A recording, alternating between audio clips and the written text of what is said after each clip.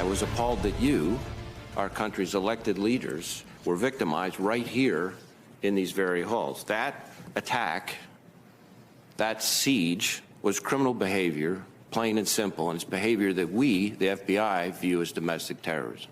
The problem of domestic terrorism has been metastasizing across the country for a long time now, and it's not going away anytime soon.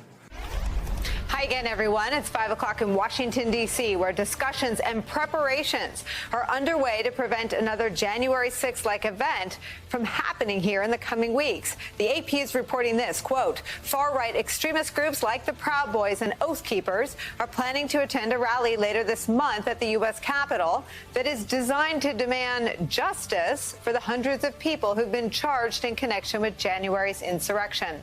That is according to three people familiar with intelligence gathered by federal officials. And as you heard in those comments from the FBI director just earlier this year, the threat of domestic terror is not going away anytime soon. Just last month, officers here in D.C. were engaged in an hours-long standoff with a man outside the Library of Congress, just steps from the U.S. Capitol, who claimed to have a bomb. And now law enforcement wants to ensure that the upcoming rally, taking place on September 18th and called Justice for J6, is not a repeat of its namesake. The U.S. Capitol Police tell NBC they are closely monitoring it and that they are planning accordingly. Quote, after January 6th, we made department-wide changes to the way we gather and share intel, internally and externally. I'm confident the work we're doing now will make sure our officers have what they need to keep everyone safe, the chief said in a statement. That work comes as a new court filing reveals the magnitude of the violence and assault suffered by police officers on January 6th. The federal prosecutor in charge of evidence collection efforts for the U.S. Attorney's Office in D.C. writes this, quote, based on a review of the body-worn camera footage conducted by our office, the footage displays approximately 1,000 events that may be characterized as assaults on federal officers. It is a staggering number, but one that provides an even clearer picture of the trauma endured that day by law enforcement and emphasizes the need for a full accounting of who should be held responsible, which leads us right to the January 6th Select Committee. In recent days, it has issued sweeping requests for records, cementing its bipartisan cred. This morning, Congresswoman Liz Cheney was named the committee's vice chair. In the statement announcing her role, Chairman Benny Thompson said this, quote, her leadership and insights have shaped the early work of the Select Committee, and this appointment underscores the bipartisan nature of the effort. While Cheney's work is receiving praise from those across the aisle, her reception from within her own party has not been warm. Today, Congressman Andy Biggs sent a letter to Minority Leader Kevin McCarthy calling on Cheney and Adam Kinzinger, the other Republican who serves on the Select Committee investigating January 6th, to be removed from the GOP conference completely. Remember, Liz was already stripped of her leadership post. Biggs wants her out. Republican conference meetings are an opportunity for elected House Republicans to come together, he writes, and strategize the most effective path to push back on the radical policies of Speaker Pelosi and the Democrats.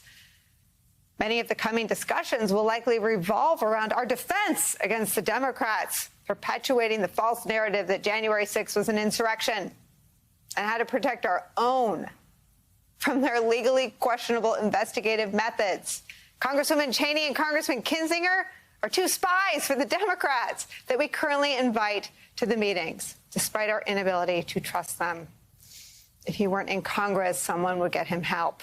The slow-motion insurrection and frantic efforts to stave off more violence aimed at police from far-right extremists and supporters of the GOP is where we start this hour with some of our favorite reporters and friends. Charlie Sykes is here, columnist and editor-at-large for The Bulwark. Also joining us, Carol Leonnig, Washington Post national reporter and co-author of the book, I Alone Can Fix It. And Clint Watts is here, former consultant to the FBI Counterterrorism Division, now a distinguished research fellow at the Foreign Research Institute. Lucky for us, all three MSNBC contributors.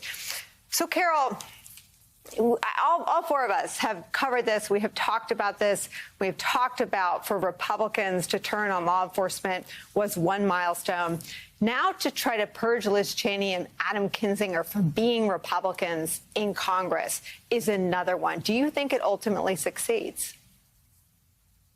Well, I mean, already the Freedom Caucus and Republicans that are lined up with that group have basically declared that Liz Cheney is not a Republican. It's funny because, I mean, clearly her appointment as vice chairman of this committee was an effort to establish bipartisanship, to show that there are Republicans and Democrats who care about an attack on democracy, who want to get to the bottom of what led to the insurrection, what fomented it, what role some lawmakers may have had in that fomenting.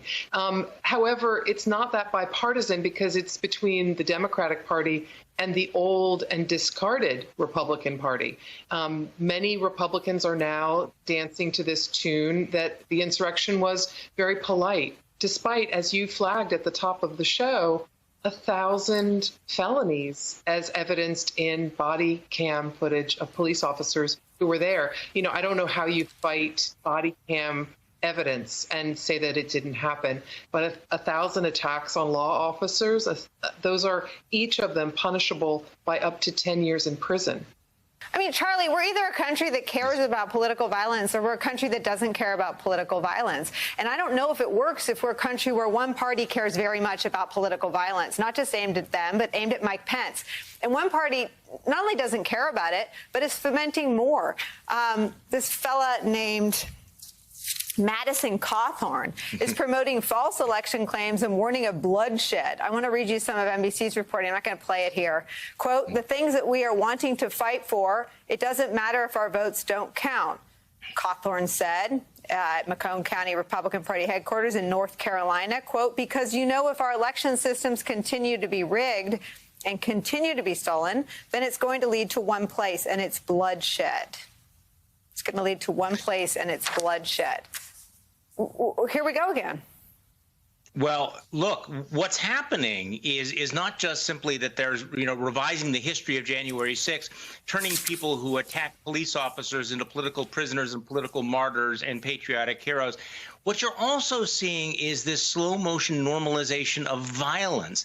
And I think that's what's alarming, this whole sense that if you believe the big lie, then we might be justified in picking up guns and shooting one another. And this is one of those slow motion things that you've been covering here, where a political party has begun to accept that fighting might actually literally mean fighting. And this double standard is really quite extraordinary that you're seeing right now, because you can foment violence, you can try to overturn an election, you can hang around with white nationalists, you can speculate about Jewish space lasers, and you are a member in good standing of the Republican Party. You not only are not punished for that, you actually become a rock star, but if you take your responsibility seriously and you try to find out the truth, then you're subject to a purge. You are excommunicated. And so once again, you have this double standard starkly there. Who is acceptable and who is not acceptable? And here we are right in 2021, where a Madison Cawthorn or a Lauren Boebert or a Paul Gosar, despite their conspiracy theories and their racism, Republicans are just fine with them. But Adam Kinzinger and Liz Cheney, they're the ones you have to go after. They're the ones who are the traitors. It's an incredible tell.